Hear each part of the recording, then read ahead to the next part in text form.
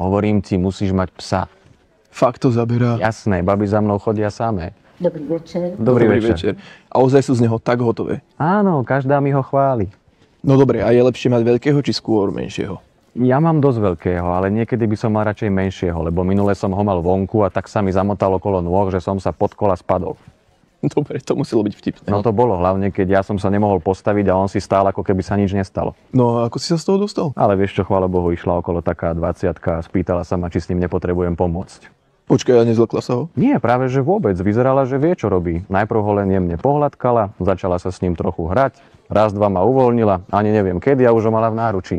Dobre, šikovná baba. Hej, ešte aj zavtipkovala, že je tak veľký, že by sa na ňom dalo aj jazdiť. Tak jej tiež zo srandy hovorím, že no, to by sme niekedy mohli vyskúšať. Dala mi svoj Insta a zajtra ideme von. Do prčic. Ono to funguje. Hovorím ti, že áno. Ukážeš mi ho, prosím ťa? Jasné, len si vyťahnem z nohavíc To svoj snáď nemyslíte vážne. mobil. No, to je on.